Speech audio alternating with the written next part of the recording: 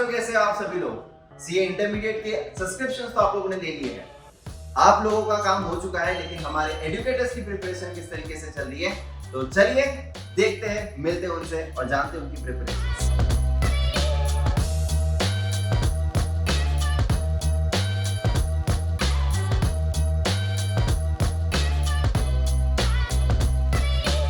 तो हम लोग मिलते हैं अभी हमारे एडवांस अकाउंटिंग के टीचर से, नकुल सर से, और जानते हैं उनकी प्रिपरेशंस के बारे में। हेलो सर, कैसे हो? हाय सर, बहुत बढ़िया।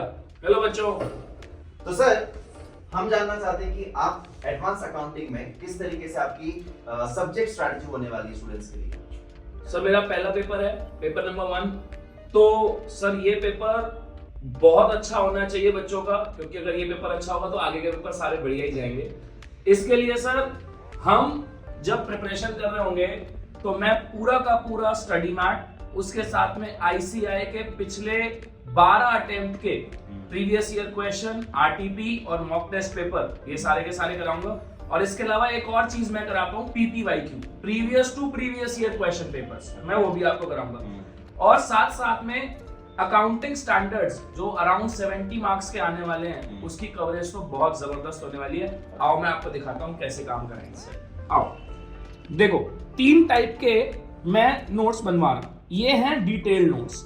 डिटेल नोट्स जब होंगे तो इसके अंदर हमारे सारे आरटीपी, अगर आप देखोगे यहां पर ध्यान से, तो एक एक चीज में जो जो क्वेश्चन आरटीपी में आया हुआ है या फिर प्रीवियस ईयर क्वेश्चन बना हुआ है विद एग्जांपल्स, वो सारे के सारे आते हैं। क्योंकि 30 मार्क्स के आपके एमसीक्यू हैं, तो उसके लिए फिर हम लोगों ने एमसीक्यूज भी लगा रखे हैं। हर एक चैप्टर के अलग से 50-50 एमसीक्यूज हैं।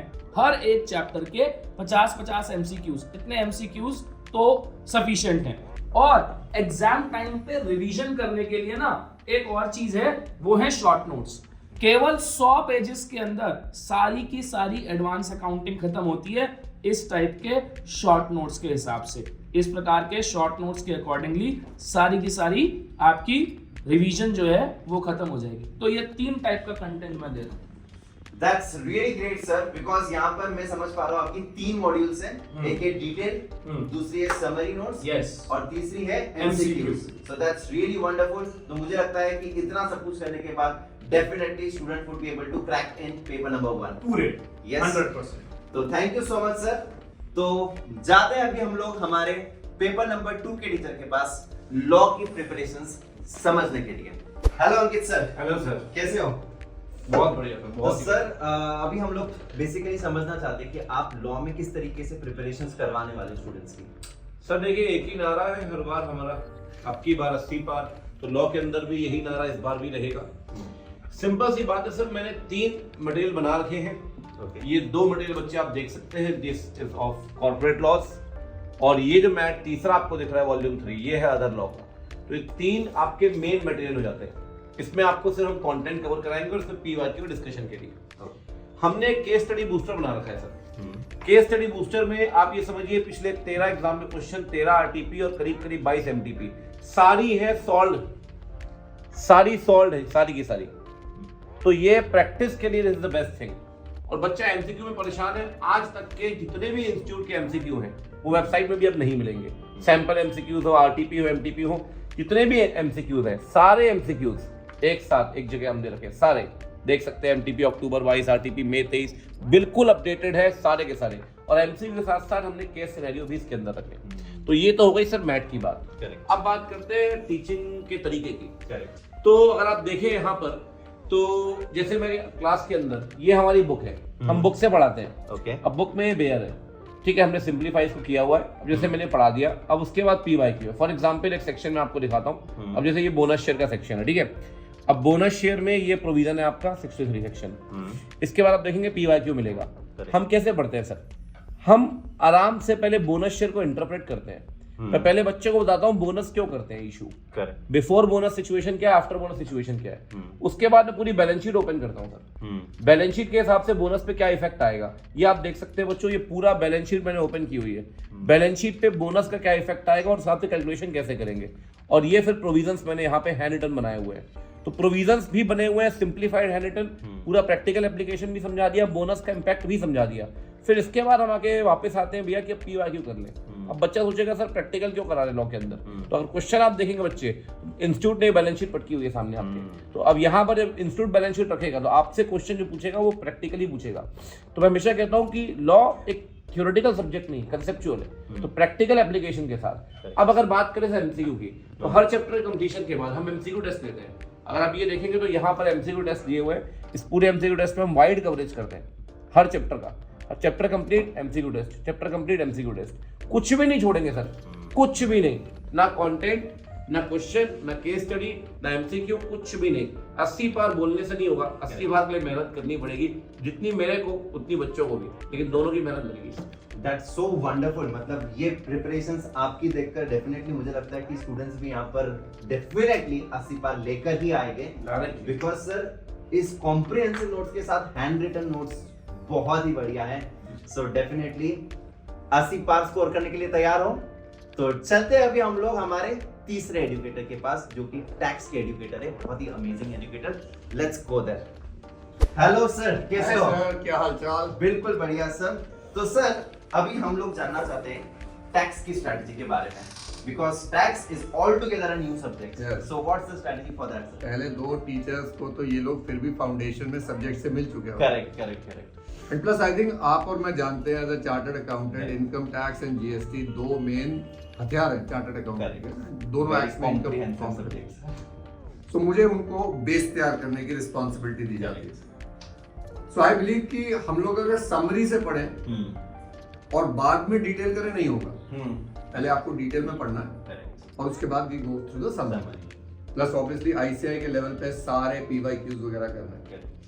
सो मेरे ये 2 मॉड्यूल्स हैं इनकम टैक्स के, एक मॉड्यूल है मेरा GST का। उसके बाद जब ये डिटेल में पढ़ लेंगे, क्लास में अभी दिखाऊंगा ना, उसके बाद एक समरी मॉड्यूल है, ये सारा कुछ इसके अंदर रिवीजन आ जाता है।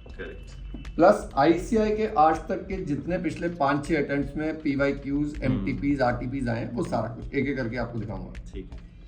नाउ आई बिलीव जब बच्चा पढ़ना शुरू करता है उसको बेयर एक्ट पढ़ाना बहुत जरूरी है। सो मेरे नोट्स में अगर आप देखोगे, I will always keep the bare act. मेरा उल्टा फॉन्ट अलग होता है बेयर एक्ट का, ओके, ताकि बच्चे को पता चले कि वो बेयर एक्ट पढ़ रहा है। उस बेयर एक्ट को पढ़ने के साथ साथ आप देखोगे छोटे छोटे एक्सप्लेनेशन है, और इस कॉन्सेप्ट को समझने के लिए मैंने यहाँ क्वेश्चंस दिए हुए हैं जो हम क्लास में यहाँ पर सॉल्व करेंगे। कोई सर्कुलर्स आ रहे हैं, कोई बेयर एक्ट है, एवरीथिंग इज बीन गिवन है। तो एक बार उसका दिमाग पूरी तरह खुलता है कि बेयर एक्ट कैसे पढ़ते हैं, बिकॉज अगर बेयर एक्ट पढ़ना सीए को ना आए फिर कैसे होगा। So this is why, and then there are summary charts, क्योंकि हमारी मेमोरी इज इन इमेजेस। तो अगर आप टेक्स्ट पढ़ते रहेंगे नहीं रिटेन होता, तो रिटेंशन के लिए इमेज चाहिए। तो अब ये देखो, ये पूरे 3 पेजेस का जो है कॉन्सेप्ट यहाँ पर एक चार्ट में, और ये हर टॉपिक के साथ चलता रहता है मेरा।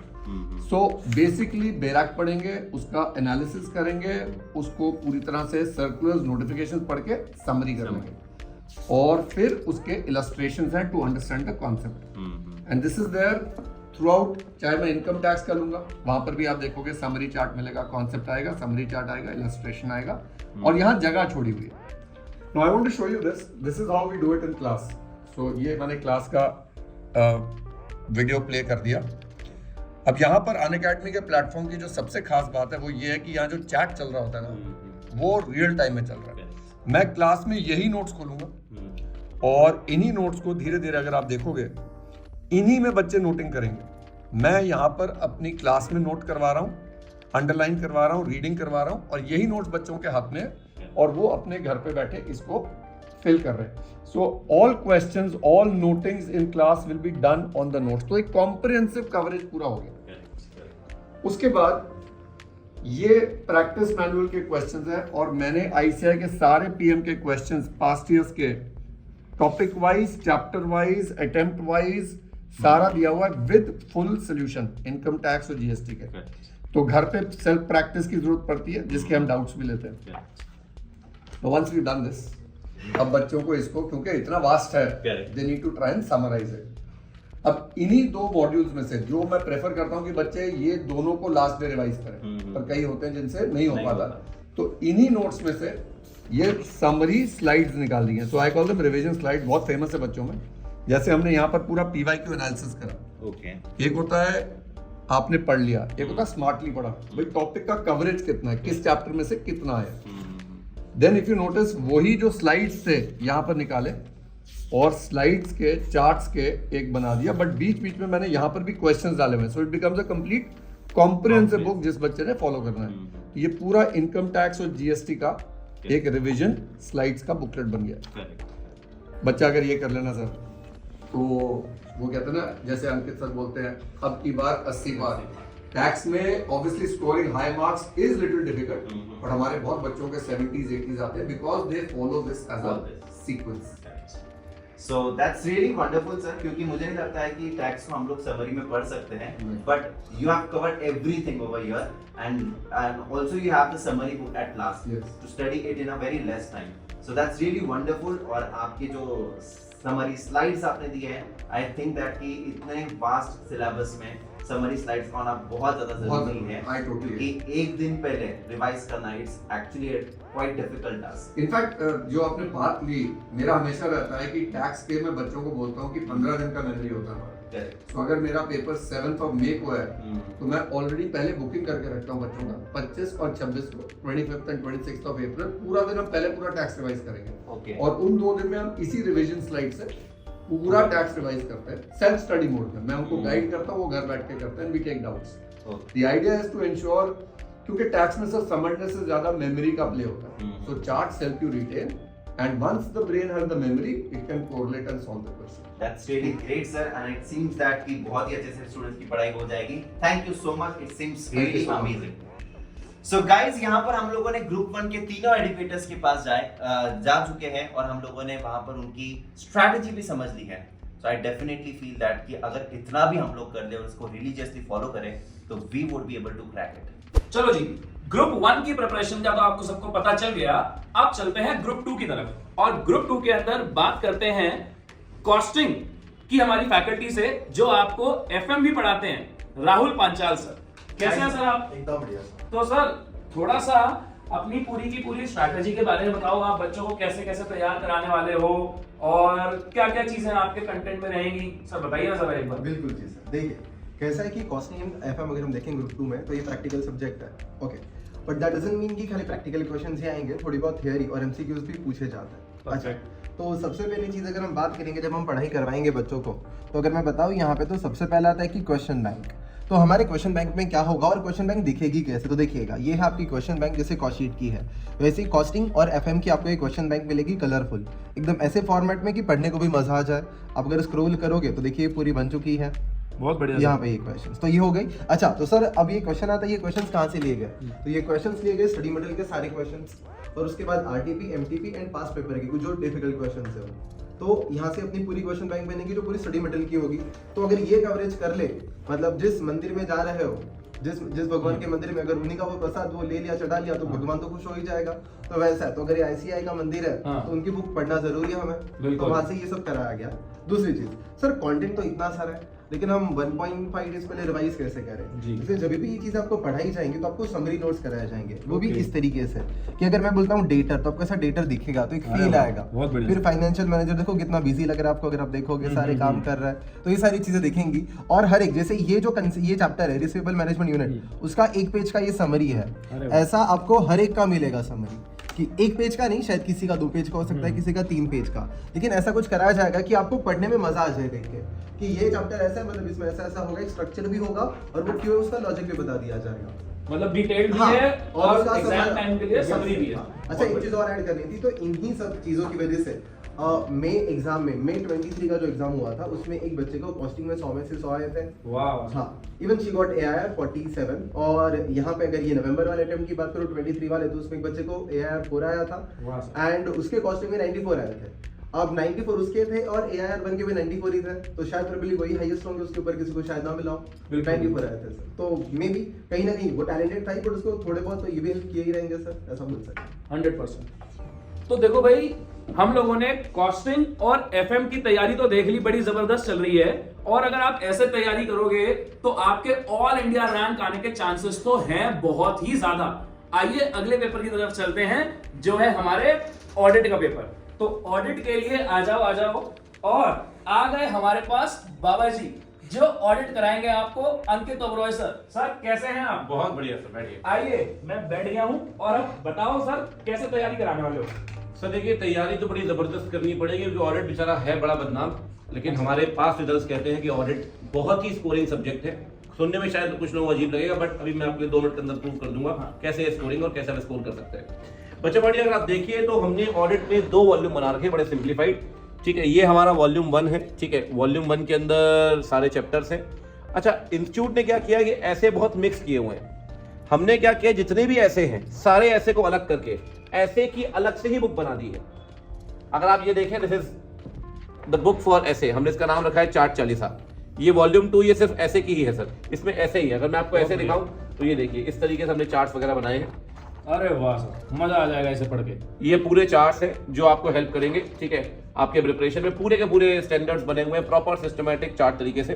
तो सर ये तो हो गई बुक की बात। अब बुक में बच्चा बोलता है सर हम प्रैक्टिस कैसे करें? तो हमारे पास 2 तरह के बूस्टर हैं। बहुत फेमस क्वेश्चन बच्चों का कि हमने इन बूस्टर्स का नाम 56 और 44 क्यों रखा है। ऑडिट में ना सर बहुत स्ट्रेटेजी है। 30 नंबर के आते हैं एमसीक्यू, 40 नंबर के आते हैं करेक्ट इनकरेक्ट। ठीक है, तो 44 नंबर के करेक्ट इनकरेक्ट और एमसीक्यू। वाह। सारे कंपाइलेशन आज तक के इंस्टीट्यूट के अगर आप देखें तो ये एमसीक्यूज हैं। ठीक है, अगर आप देखें तो ये सारे के सारे करेक्ट इनकरेक्ट आपको मिलेंगे। अगर आप देखोगे यहाँ पे पूरे स्टैंडर्ड से करेक्ट इनकरेक्ट है, यहाँ पे एमटीपी के करेक्ट इनकरेक्ट है, आरटीपी के करेक्ट इनकरेक्ट है, स्टडी मेट के करेक्ट इनकरेक्ट है, सारे करेक्ट इनकरेक्ट, सारे एमसीक्यू, सब कुछ इसी के अंदर। अब बोलो भैया केस स्टडी कैसे करें? तो ये है बूस्टर नंबर 56। यहाँ सिर्फ केस स्टडी और थ्योरेटिकल क्वेश्चन है। मतलब मैं समझ गया 56 नंबर का आता होगा। हाँ, ये 56 नंबर का आता है। तो ये पूरे सॉल्व है, देखिए इसमें तो पूरा का पूरा क्वेश्चन कंपाइलेशन साथ में सॉल्यूशन सब कुछ है। अब आते हैं क्लास में कैसे पढ़ाया जाएगा। तो अगर क्लास में देखें तो जैसे ये हमारी बुक है, for example chapter audit of financial statement. ठीक है जी, ये हमारी बुक है। अगर आप देखें तो एक टॉपिक है असर्शन, इसमें मैंने खुद से बहुत सारे क्वेश्चन सॉल्यूशन मैंने खुद से बना के डाले, सेल्फ फ्रेम्ड है। अब जी बच्चा बोलेगा सर ऑडिट में तो बड़े टेक्निकल टॉपिक्स होते हैं, अब ये याद कैसे रहेगा? तो भैया जो हमारा सिंपल तरीका है कि हमको 100% तरीके से वहां पे हैंड रिटन पढ़ना है और हैंड रिटन नोट्स बनाने हैं। अगर बच्चे आप देख पा रहे हो, देखिए पूरे प्रोसेस मैंने समझा दिया। अब एसर्शन वहां भी था, एसर्शन यहाँ भी है, ये मैंने समझाया। यहाँ मैंने एक प्रॉपर एग्जाम्पल दिया और पूरे हैंड रिटन नोट्स बनवाए। सर ये अगर आप पूरा चैप्टर देखेंगे, ये पूरे एग्जाम्पल मैंने दिए डेटर का, पूरे चैप्टर के 100% नोट्स हैंड रिटन है। मतलब बच्चा अगर ये नोट्स कर लेता है, उसे चैप्टर इतना आसान है, पूरा सब्जेक्ट इतना आसान लगेगा, रिवीजन करने में कोई दिक्कत जाएगी नहीं। बहुत बढ़िया सर। ठीक है, अब दूसरी बात सर ऐसे की बात करिए, मैंने ऐसे के अंदर भी आपको बताया ये हमारी ऐसे की बुक है। अब ऐसे में हम पूरे चार्ट्स हमने बनाए हुए हैं प्रॉपर सिस्टमैटिक तरीके से, मेन चीजों को बोल्ड किया हुआ है और हर ऐसे के हर चैप्टर के आखिरी में हमने क्वेश्चन डाले हुए हैं। करेक्ट इनकरेक्ट अलग, थ्योरेटिकल अलग, केस स्टडी अलग, PYQ। ठीक है, सारे स्टडी मेट के सेल्फ मेड मैंने खुद कुछ क्वेश्चन बनाए हैं सेल्फ, और वो क्वेश्चन भी डाले, अगर आप देख पा रहे हैं सेल्फ मेड क्वेश्चन भी है। तो सर इतना कुछ करने के बाद क्या ही बचेगा? अब मतलब अब 80 बार दिया तो कब आएंगे? बहुत बढ़िया सर, परफेक्ट। हाँ बच्चों, कॉस्टिंग FM हो गया, ऑडिट हो गया, अब चलते हैं SM की तरफ और चलते हैं अखिलेश डागा सर के पास। डागा सर कैसे हैं आप? बिल्कुल बढ़िया सर, आप कैसे हो? मैं हमेशा बढ़िया ही रहता हूँ, फर्स्ट क्लास, आज भी बढ़िया हूँ। आप सर बताओ, आप SM की तैयारी कैसे करवाने वाले हो? कैसे फुल कॉन्फिडेंस भर दोगे बच्चों के अंदर? बिल्कुल सर। तो बेसिकली सर सबसे पहले क्लासरूम एक्सपीरियंस की अगर बात करें तो आई बिलीव दैट कि थियरी सब्जेक्ट में बच्चों को जनरली पढ़कर काफी ज्यादा बोर होने लगता है। सो वी बिलीव दैट कि हम लोग यहाँ पर प्रैक्टिकल केस स्टडी के साथ उनको एक्सप्लेनेशंस दे। And the second very important thing जो मैं क्लास में करवाता हूँ daily, that is cumulative revisions. Because cumulative revisions अगर हम लोग नहीं करते हैं तो generally we tend to forget the theory subjects. So that is the second thing that we do. तीसरी चीज सर जो मैं बिलीव करता हूँ, एक तो क्या कॉम्प्रिहेंसिव नोट्स तो हमारे रहने ही वाले हैं। दूसरी चीज जो होती है कंपाइलर। तो कंपाइलर मैंने किस तरीके से बनाई है वो मैं आपको बताता हूँ।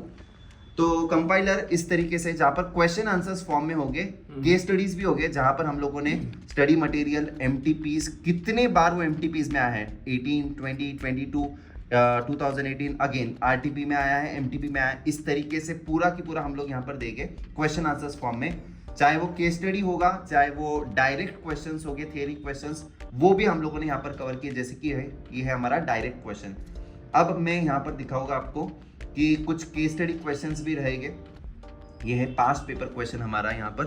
सो पास्ट पेपर में so that we can focus on all the important question and answers, तो हम लोग को यही से पता चल जाता है और इससे हम लोग बाद में रिविजन भी करते हैं। बहुत बढ़िया। एंड इसी के नीचे मैंने MCQs भी कर दी है, बिकॉज MCQs भी यहाँ पर हमारे आते हैं 30 मार्क्स के लिए FM SM मिलाकर। तो SM में 15 मार्क्स के MCQs आएंगे। So we have also incorporated the MCQs over here. तो ये देख सकते हैं हम लोग, और वो भी यहाँ पर मार्किंग किया है कि वो MCQ कौन से RTP में आया था या कौन से MTP में आया था। बहुत बढ़िया। That is also we have everything is been covered over here. So sir मुझे लगता है ना कि अगर हम लोग क्यूमुलेटिव रिविजन्स करते हैं, अगर हम लोग कंपाइलर रिवीजन करते हैं और उसी के साथ साथ MCQ प्रैक्टिस भी करते हैं, आई डोंट थिंक दैट कि बच्चों को यहाँ पर कम मार्क्स आएंगे। बहुत बढ़िया सर।